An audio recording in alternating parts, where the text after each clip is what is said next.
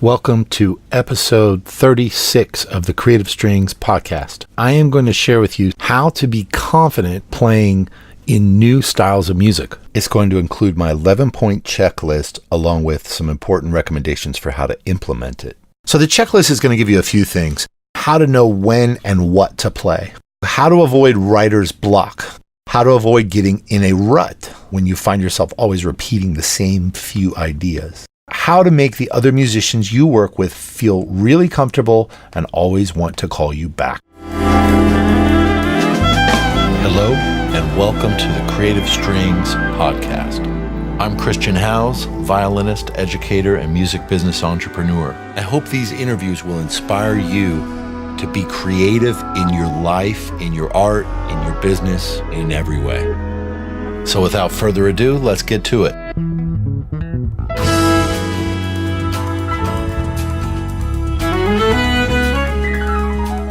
I'm drawing from what I consider to be really my premium tips, and these are the types of things that members of the Creative Strings Academy can get access to. And you can get a free trial of the Academy if you like. Just go to christianhowes.com. I even offer a free introductory private lesson. These are also some of the things that people get when they come to the Creative Strings workshop.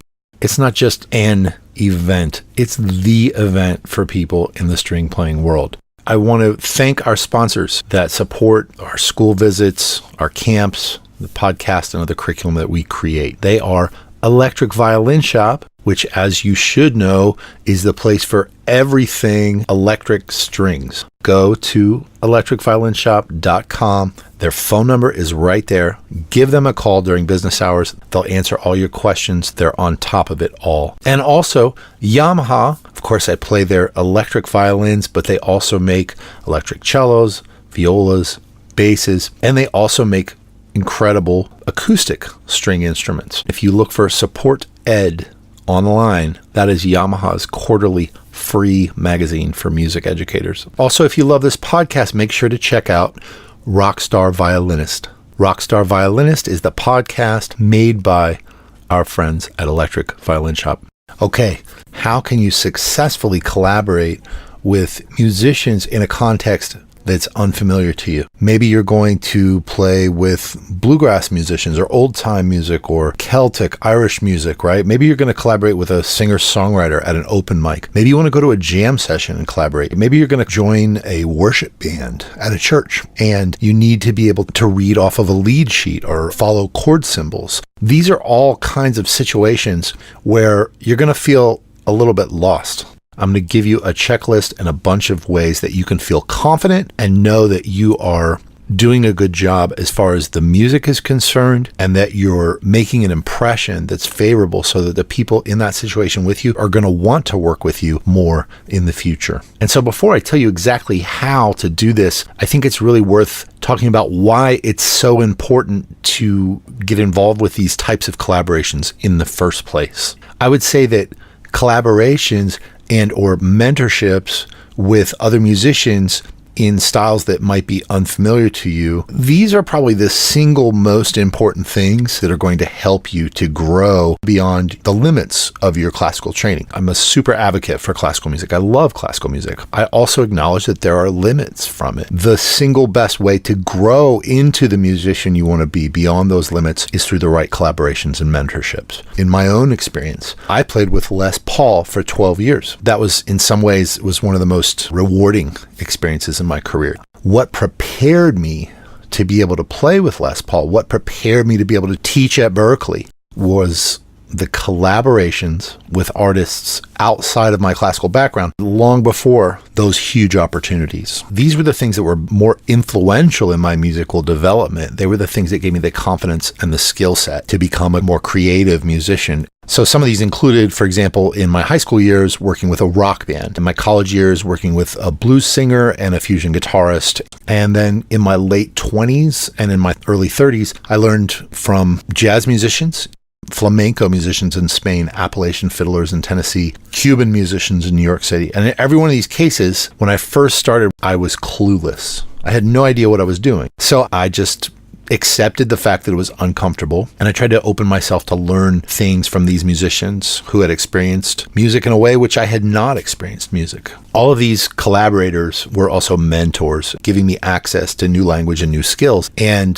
the place where that happened was when we were jamming, when we were rehearsing, we were performing music, and then talking about the music. Bottom line is that you have to put yourself into situations with other musicians where you can share the music and where you can develop these skills. And in fact, that's why I designed the Creative Strings Workshop the way that I did, where you get to work with artist band leaders, with living composers, and play their music in rehearsal and then go out and do gigs. That's what makes our annual event so special in Columbus, Ohio, the first week of July. We purposefully create this safe space for this to happen. Whereas in a lot of situations, when I originally experienced these collaborations, it wasn't always the safest space for me. There were certainly times that I was uncomfortable. I felt embarrassed. I felt awkward. It was difficult to be the odd man out. And I didn't even know the mistakes that I was making and the offenses that I was causing. Of course, sometimes I learned the hard way. But again, that's why I'm going to give you all these tips. So the first step is to really have the right mindset. And that's to accept that you don't know what you don't know.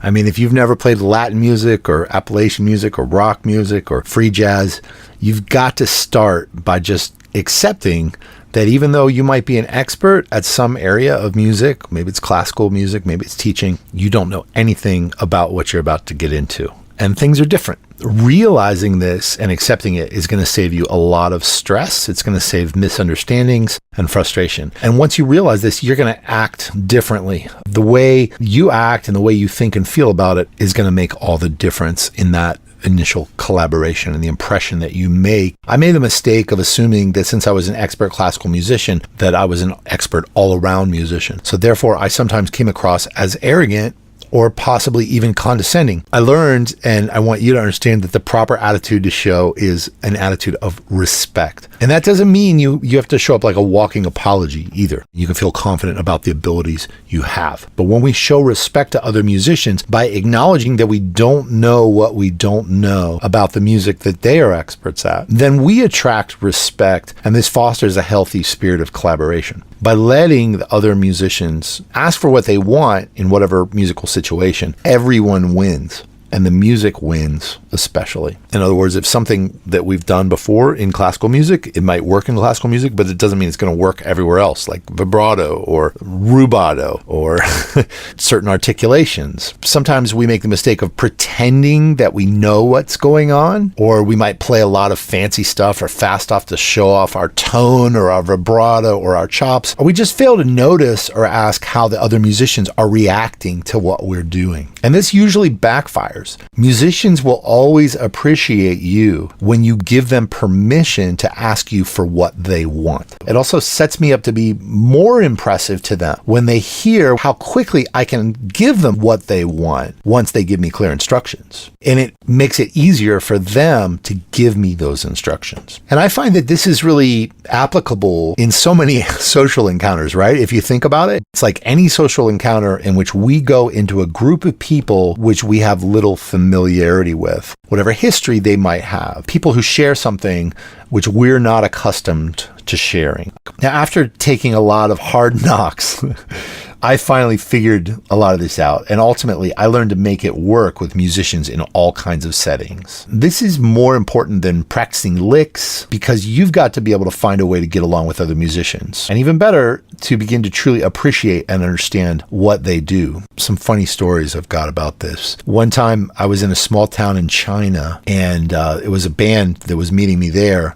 and so my drummer showed up with a water jug, and it turns out that was his drum kit. I remember a time when I was working with a string quartet and we were collaborating together with a hip hop group in Brooklyn. And that session almost went really south. But using these techniques, we were able to make something work. Played a 4-hour gig with a band from India with no sheet music while I was prominently displayed on one of those monster TV screens. So these are just some examples of overcoming that chasm of translation between disparate musical paradigms. And now I'm going to give you my simple yet magical checklist to better navigate, anticipate, and avoid conflicts. to optimize the chances of musical success when collaborating with musicians who think differently from classical players. And you can do this without mastering jazz theory and improvisation, although some of these things are going to tie a little bit into some theoretical stuff. So first of all, let me dispel the misconception that improvisational music is always about doing whatever you want. There are times and places for doing whatever you want, but when you're called upon to support someone else's music and play a role in their ensemble, you need to be mindful of many parameters. The first of which is to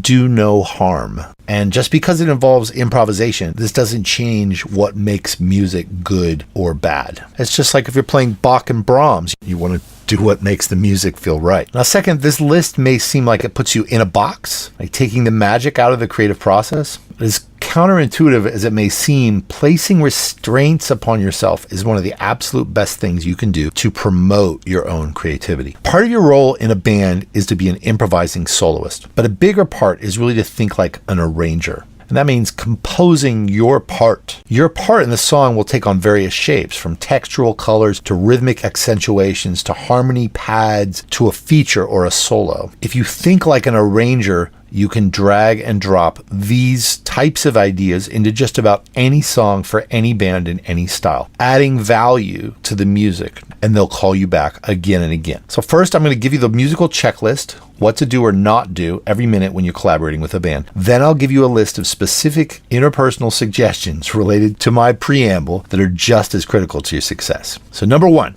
to lay out. Laying out is when you do not play. This is literally the most important thing. It's far better to have someone asking you to play more than feeling the passive-aggressive energy of someone who's trying to find a way to give you a subtle hint to play less. Of course, there are exceptions to this depending on the scenario. A fiddle player might play 80% of the time in a bluegrass band, for example. Now, you are probably going to feel uncomfortable laying out. And when laying out, you can listen and look around the band, sway or tap your feet to the music, or whatever you want. But I recommend, obviously, that you try to tune into the music. Over time, you're going to get more comfortable laying out. Here's a case in point. In my own jazz quartet, my own band, accompanied often by drums, bass, and piano, I would say I lay out at least 50% of the time. Some songs may require you to play all the time, but others you may lay out 25%, 50%, or 75% of the time. And you should think about this before you decide what to play on a particular song with a band. If it's a singer-songwriter or a rock band, often you can play on an intro and then lay out on the first verse, for example, entering on the second verse, or even waiting to enter until after two verses and a chorus have gone by. This contributes to the longer arc of the song, giving it a lift to keep the energy of the song over multiple verses. In a way, when you're adding your part, you're thinking like an architect. You think about the longer form. And so just by restraining yourself from playing, this is like an important aspect of being an arranger and of adding something to the music. All right, so number two, fills.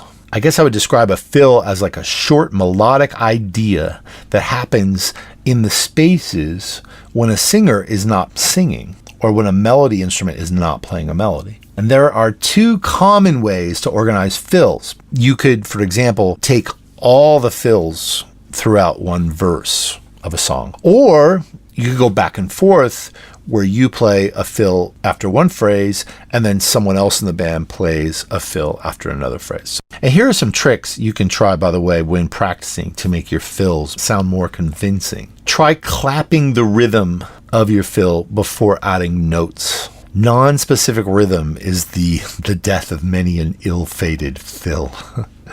Instead of thinking about the notes you're going to play, think about the rhythms. Oh wait, here's a fiddle. Not in tune, but I'm going to use it anyway. Let's say that it's a waltz. 1, 2, 3, 1, 2. So I'll think of a rhythm. So that's my rhythm. So adding the notes to that rhythm was a lot easier. Or here's another one. 1, 2, 3.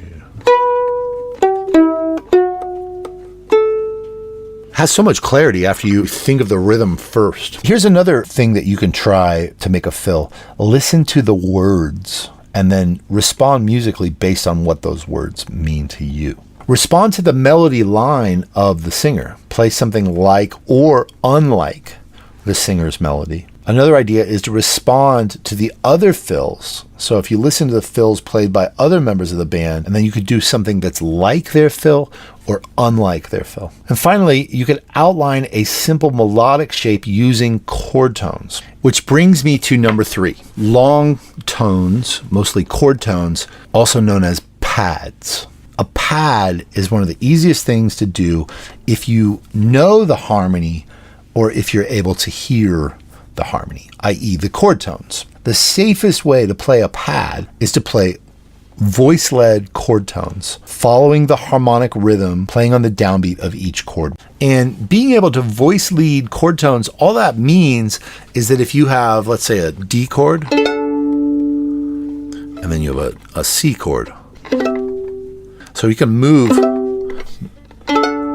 the smallest distance between chord tones. So it's easy going down, but what if you wanted to go up? This is a D chord. This is a C chord. This is a D chord. Not playing in tune here, this violin's not. And here's a C chord again. C, D, C, D, C.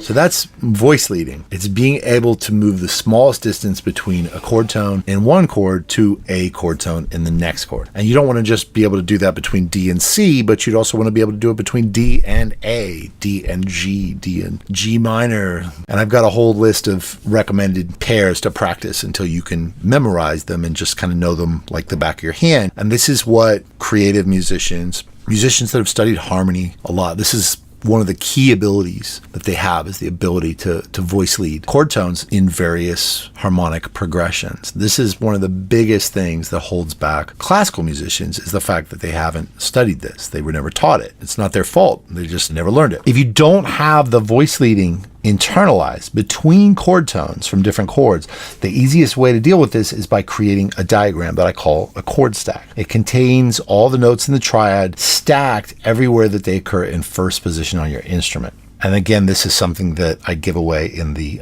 Easy Tonal Improvisation course and in Creative Strings Academy. And you can get a bunch of this stuff for free at my website. Now, pads can gradually be embellished to include playing multiple chord tones and or joining the chord tones with short melodic motions through passing tones. I recommend that if you plan to play double stops on violin, viola, or cello, use extreme caution and make sure you can hear yourself very clearly on stage. If it's hard to hear yourself in the monitor during a given performance, then bail. Just go with single notes. At least that would be my approach. 4 is a unison melodic figure.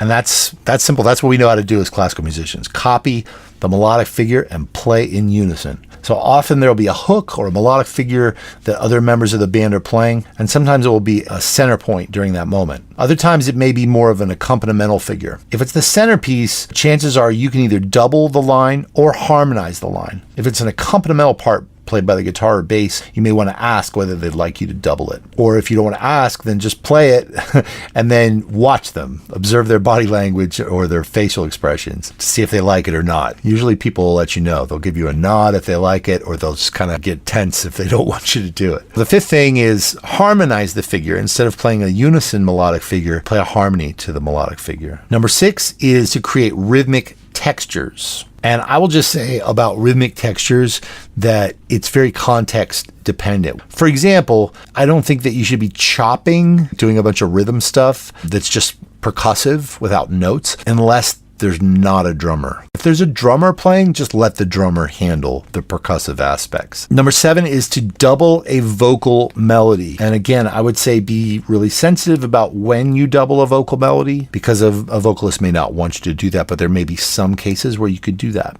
Number 8, harmonize a vocal melody. Again, I wouldn't want to do this all the time, but there could be some times, and again, you kind of want to try it, see if the vocalist likes it or if the band likes it. Be sensitive to see if it's something that goes over well or not. Number 9, play colors or effects. You could use various extended techniques, whether it's harmonics, trills, slides, and you could also augment the colors and effects using effects pedals such as delay, flanger, wah-wah, distortion, or combining those things together. A great combination is distortion, wah-wah, and delay all at the same time. Number 10, on occasion you may be asked to double the guitar or double the bass or double the horns or harmonize with the horn parts or the background vocals. And number 11, take a solo.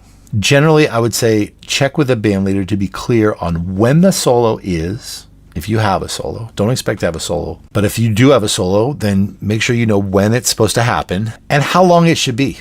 And that is my 11-point checklist. Basically, all the things that I can think of that you're going to be doing at any given time in a band. I'll go over them again really quickly. It's layout, play a fill, play pads, play a unison melodic figure, harmonize a melodic figure, play rhythmic textures, double a vocal melody, harmonize a vocal melody, play colors or effects, double the guitar or double the bass, double the horns, the background vocals, or harmonize any of those. And number 11 is take a solo. If you write out this list and you refer to it in any situation where you're with another band, I believe that this is going to enable you to have better experience. It gives you clear parameters within which you can be really creative and feel more confident. What I'm going to give you now is just as critical, if not more critical, and that has to do with how to communicate with musicians from different musical worlds. One of the biggest issues in these situations has to do with translating between the language a classical musician speaks to the language another musician speaks. You should not expect a band leader to speak your language. They're not going to necessarily hand you sheet music, and they're not going to say things like play détaché or,